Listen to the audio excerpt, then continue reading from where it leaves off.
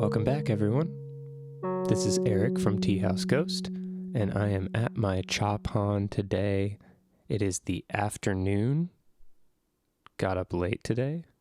Got to sleep in today. Very necessary, very good. I hope y'all are getting enough sleep out there. Today I'm going to make Magnolia fragrance Phoenix Oolong, and I'm going to go ahead and get my vessels hot right now.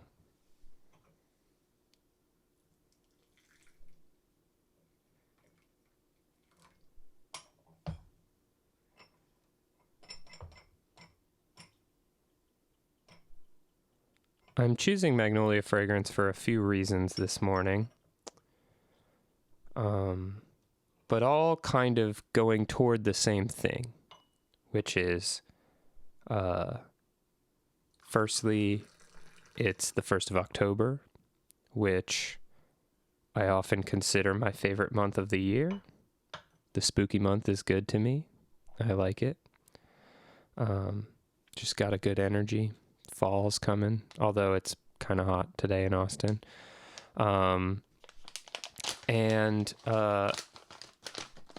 This transition into October always brings a lot of excitement into my life. It usually is when I start to open up after my usual summer hibernation period here in Texas, and a lot of things tend to start happening around this time. And speaking of which, as I load some leaves into my Gaiwan, which, to tangent real quick into the kind of nuts and bolts section, with Phoenix Oolongs, most Phoenix Oolongs, and definitely one like Magnolia fragrance, I tend to use a lot of leaves. And by a lot, I mean, I'm like nearly filling the Gaiwan to the point where the dry leaves are basically touching the lid. Now this is a scraggly tea, so, it's not filling up. I'm not packing it down in there. I'm not trying to break any leaves or anything, or really pack it down in there. I'm just filling it up to the point where, with these scraggly leaves and kind of all the air pockets that sit around it, the leaves are getting up to about the part where the lid sits below the lip of the Gaiwan. And the reason for this is that I find that some of these hyper floral and very complex Phoenix Oolongs, you really can't get, or I can't really get, all of the flavors or all of the fragrances that I want out of it unless I use a lot of leaves. And so this has kind of become my tactic. Everybody brews these differently, but I tend to brew this Phoenix Oolong Magnolia fragrance hot and fast, not unlike some other ones that I do very often, like Yellow Twig and Thunderstruck and some of those.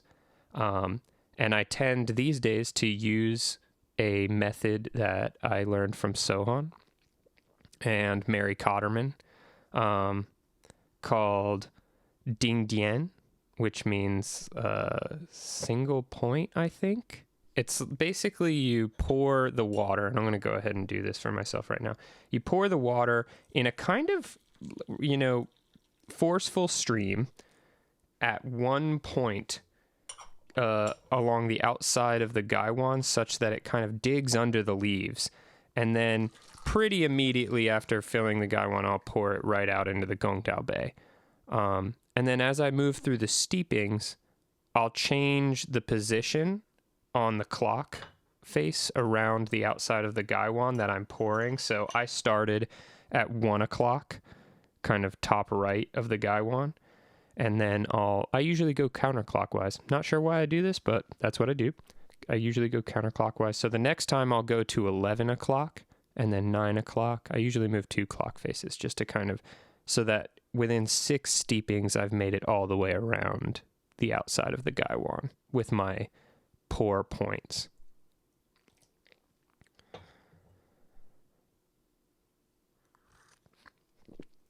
All right, straight out the gate. Very Warm and sweet with that fruitiness on the back end. Got those nice stone fruit back end flavors, but still at the front, at the front of the steepings, very much masked by this multifloral fragrance. Not quite as multifloral as, say, yellow twig, but still a few flowers in there. It's like walking through a botanical garden, but, at a distance. It's like if yellow twigs like get in your face right up in all the flowers, this is kind of like taking a stroll around the flowers and just going and hanging out by a tree or something like that.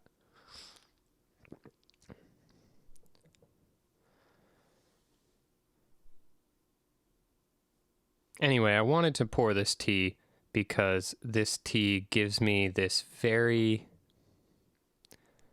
childlike, giddy, laughy feeling. These kind of just joyous vibes. Very, very joyous and light and effervescent chi.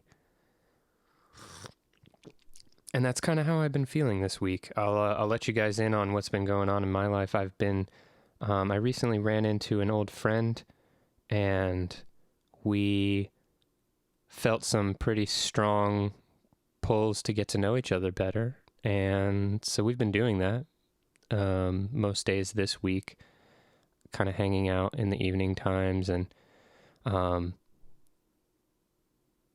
just getting to know each other better very deeply, really quickly. And that's kind of turning into its own thing. We're both pretty attracted to each other. It's been real cute, y'all. It's been a real cute thing. Really good. And I'm really excited about it. Feels like good timing. Woman hun yo yuan.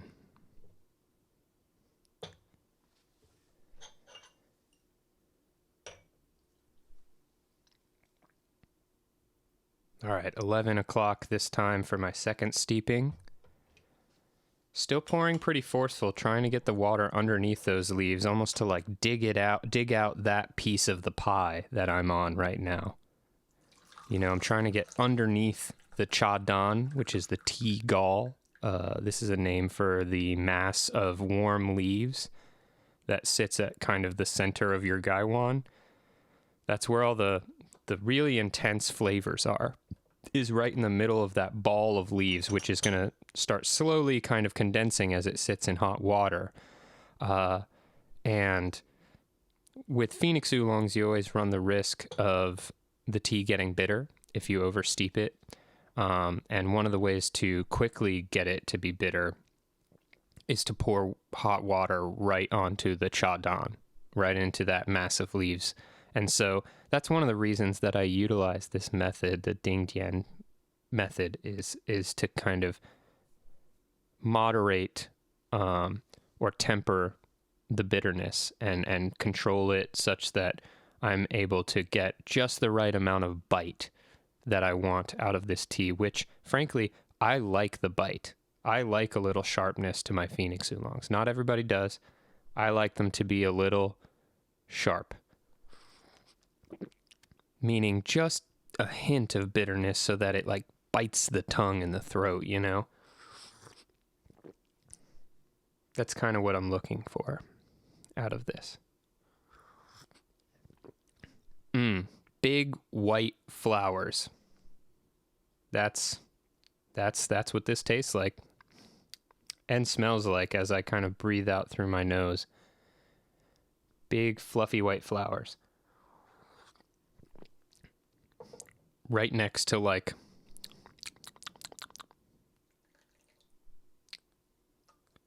like a picnic with some fruit in a basket.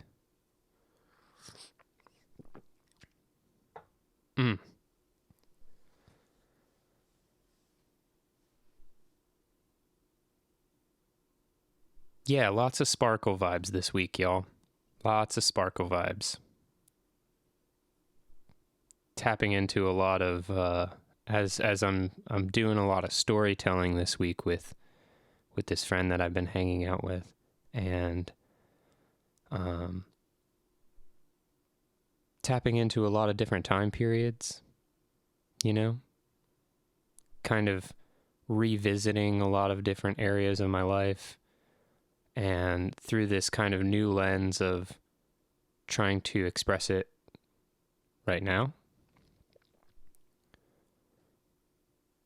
And that amount of time traveling has been really interesting.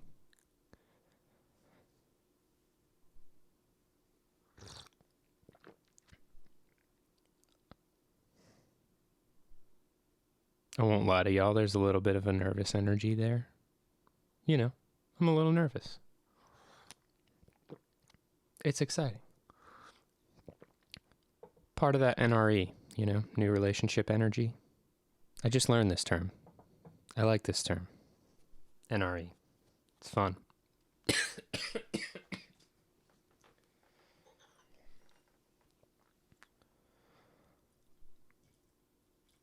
Going 9 o'clock now for my third steeping, and I'm thinking right out the gate that after this steeping, I'm going to reheat my water in my kettle. Because for me, I like pretty much every steeping of this tea to be done at full boiling. I don't think it'll tell you that on the West China Tea packaging if you get this tea, unless I'm the one suggesting it. We're thinking about doing like individual suggestions from staff members to for like for brewing instructions. But anyhow, I like to brew it at full boiling for pretty much every steeping, and so I'm going to go reheat my water in a moment. But let's taste this third steeping first.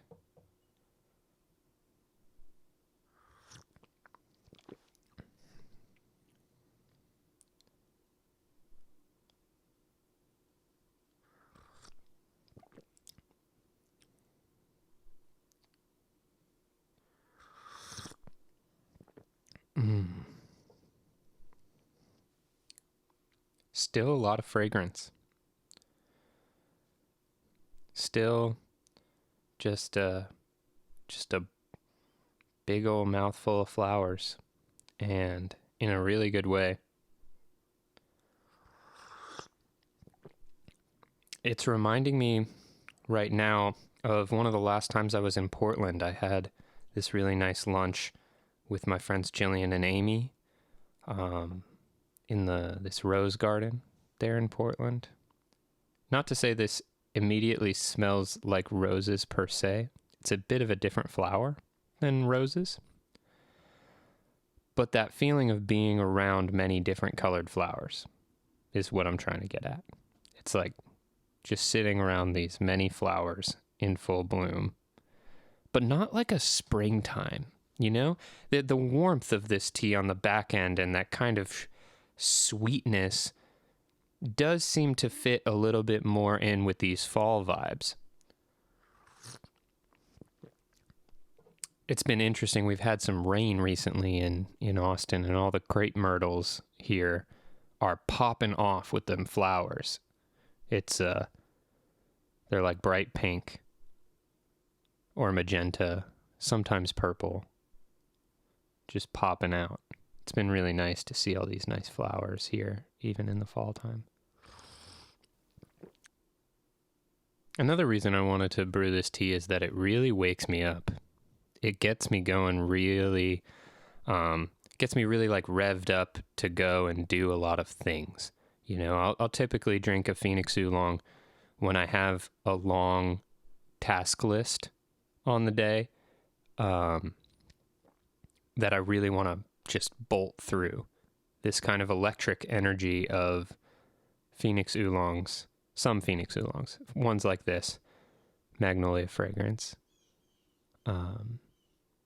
Feels like it can aid in that endeavor a lot of the time to me. And I do feel like I have some catch-up work to do this week. I've got some prep I gotta do for a movie shoot that I'm gonna be on this weekend. Gonna go do a little commercial thing for YouTube, which should be fun. Nice to get back on set.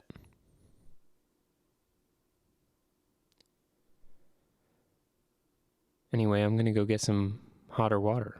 I'll be right back.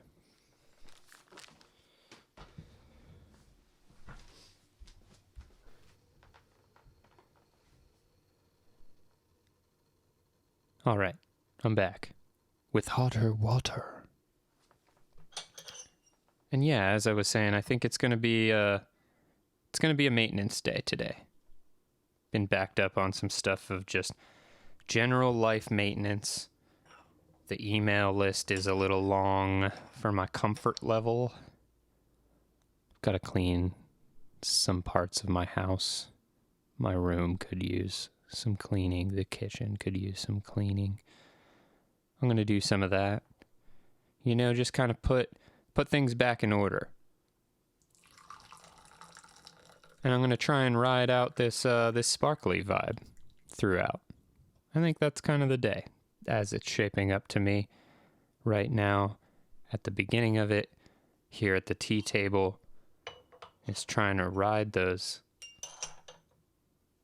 fizzy lifting feels through a day of calm maintenance work.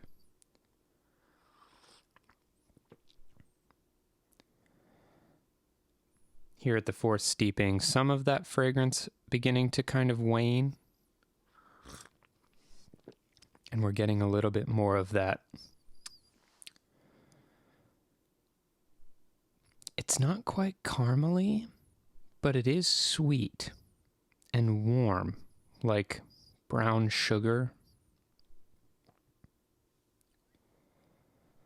or cinnamon toast. Kind of underside to this, like a cinnamon and butter kind of feel as the mouth flavor, as opposed to, as some of these really floral fragrances start to wane, there's this really nice toast and butter, maybe with a little bit of cinnamon kind of quality to the mouth flavor.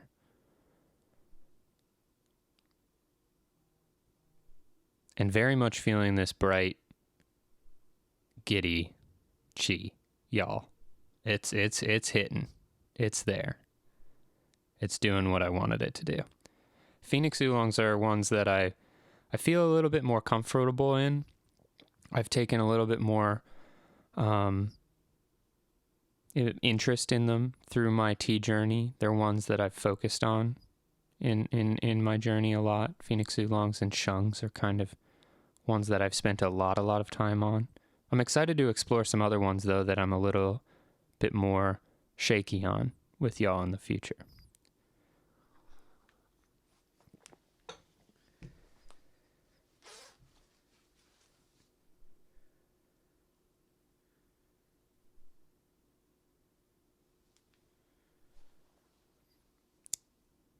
Anyway, I think I'm going to end there because my twin is calling me, and I've got to answer the phone, I suppose.